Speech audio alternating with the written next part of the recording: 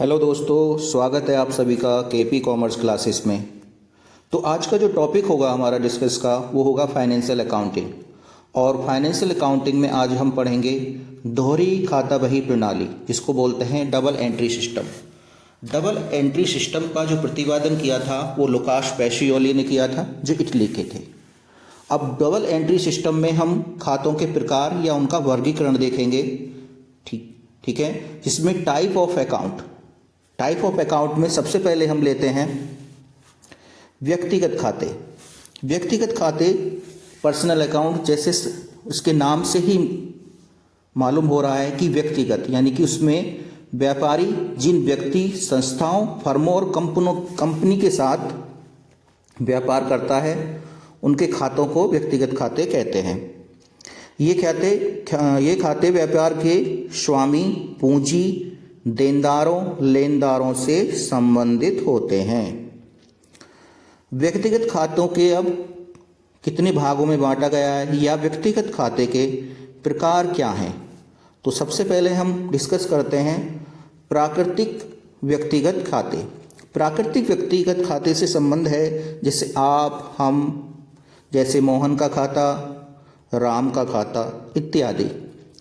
कृत्रिम व्यक्तिगत खाते वो होते हैं जो बनावटी व्यक्ति होते हैं। कैसे होते हैं? जो बनावटी व्यक्ति, जैसे बीमा कंपनी का खाता, बैंक का खाता, इनको हम आर्टिफिशियल पर्सन की तरह ट्रीट करते हैं। उसके बाद आता है हमारा प्रतिनिधि व्यक्तिगत खाते, रिप्रेजेंटेटिव अकाउंट। वे खाते जो किसी व्यक्ति का प्रतिनिधित्व करते हैं वो प्रतिनिधि व्यक्तिगत खाते कहलाते हैं। जैसे किसी व्यापार के स्वामी का पूंजी खाता और आहरण खाता, ये प्रतिनिधित्व करता है व्यापार के स्वामी को। नंबर 2 पर आता है हमारा वास्तविक खाते, जिसको हम रियल अकाउंट कहते हैं। रियल अकाउंट इस प्रकार के खाते संपत्तियों से संबंधित होते हैं। ये संपत्ति मूर्त और अमूर्त, यानी कि टेंजेबल और इनटेंजेबल किसी भी प्रकार की हो सकती हैं। मूर्त संपत्तियां वो होती हैं जिन्हें हम अपनी आंखों से देख सकते हैं और छू सकते हैं, यानी कि जिनको फिजिकली टच कर सकते हैं और अपनी आंखों से देख सकते हैं, जैसे माल का खाता, मशीन खाता, भवन खाता। अमूर्त संपत्तियां वो संपत्तियां होती हैं जिन्हें ना तो देखा जा सकता है और ना ही भौतिक रूप से छुआ जा सकता है। कहने का मतलब ये है कि जिनको हम फिजिकली टच नहीं कर सकते, इनको इनटेंजेबल एसेट्स या अमूर्त संपत्तियां कहते हैं। उदाहरण के रूप में जैसे गुडविल है, ट्रेडमार्क है। इसके बाद हमारा जो अकाउंट आता है वो आता है अवास्तविक या नाम मात्र के खाते। अवास्तविक खातों से संबंध ये है कि ये खाते आय व्यय तथा लाभ हानि खाते से संबंधित होते हैं। इनका रिलेशन इनकम, एक्सपेंडिचर या प्रॉफिट एंड लॉस से संबंधित होगा। ये खाते केवल लेन देन के स्वभाव को प्रकट करते हैं। स्वभाव से मतलब ये है कि क्या आ रहा है, यानी कि क्या हमारे एक्सपेंसेस हो रहे हैं और क्या हमारी इनकम हो रही है। इसलिए इन खातों को अवास्तविक खाते भी कहा जाता है, जैसे मजदूरी यानी कि wages account, commission account, advertisement account, bank expenses account. अब हम डिस्कस करते हैं कि जो हमारे अकाउंट है उनको डेबिट और क्रेडिट करने के रूल क्या हैं। जो हमारे अकाउंट हैं उनको डेबिट और क्रेडिट किस प्रकार से किया जाएगा। तो सबसे पहले हम लेते हैं व्यक्तिगत खाते। व्यक्तिगत खाते से संबंधित नियम, जिसमें डेबिट क्या होगा और क्रेडिट क्या होगा।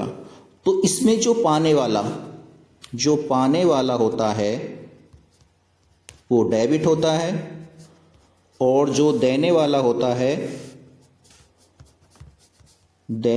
जो होता है वो क्रेडिट होता है, यानी कि रिसीवर डेबिट होगा और गिवर क्रेडिट होगा। एक एग्जाम्पल लेते हैं।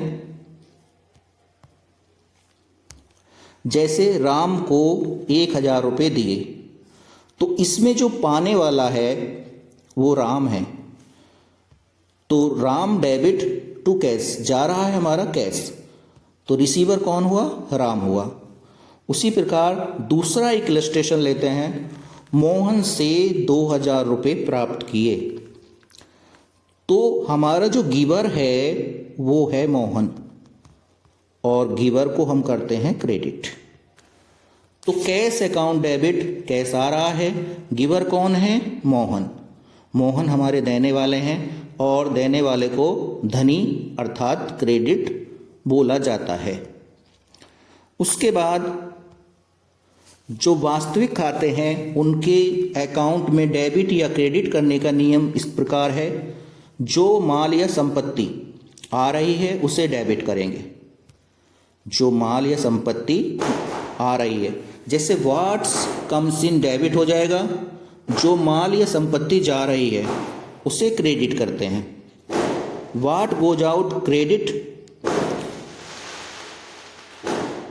व्यापार के स्वामी ने 1000 का फर्नीचर खरीदा, तो इसमें फर्नीचर आ रहा है तथा नगद जा रहा है। इसमें हमारा फर्नीचर आ रहा है और नगद जा रहा है, तो इसमें फर्नीचर का जो अकाउंट होगा वो व्हाट कम्स इन, हमारा जो आ रहा है वो फर्नीचर आ रहा है, तो what comes in debit and what goes out credit, और जा रहा कैश है। फर्नीचर आएगा, कैश जाएगा, तो जो चीज़ आएगी डेबिट होगी, जो चीज़ जाएगी क्रेडिट होगी। उसके बाद हमारे जो अकाउंट आता है वो आता है नाम मात्र के खाते, जिसको हम नॉमिनल अकाउंट भी बोलते हैं, जिसको हम नॉमिनल अकाउंट भी बोलते हैं, जिसमें हमारे all expenses and loss, all expenses और लॉस डेबिट होंगे, all income profit and gain credit होंगे। जैसे वेतन यानी कि सैलरी का पेमेंट किया है 4500 रुपये का, सैलरी का जो पेमेंट किया है वो 4500 रुपये का किया है, तो इसमें पेमेंट जो हो रहा है वो सैलरी का हो रहा है, तो सैलरी डेबिट होगी क्योंकि ये एक एक्सपेंसेज है, सैलरी डेबिट होगी, और कैश जा रहा है तो वो क्रेडिट हो जाएगा। उसी प्रकार दूसरा इलस्ट्रेशन या एग्जाम्पल लेते हैं, तो उसमें ये देखेंगे कि ब्याज के जो हमें इंटरेस्ट रिसीव हो रहा है वो ब्याज के हमको 500 रुपये प्राप्त हो रहे हैं। तो जब ब्याज के प्राप्त हो रहे हैं तो उसमें हमारे पास कैश आएगा। कहाँ से आएगा? इंटरेस्ट अकाउंट से आएगा। हमारे पास कैश आ रहा है, और कहाँ से आ रहा है? इंटरेस्ट अकाउंट से आ रहा है, यानी कि ब्याज के 500 रुपये प्राप्त हो रहे हैं। एक चीज़ का और ध्यान रखना है कि जर्नल एंट्री में नरेशन लिखना अनिवार्य होता है।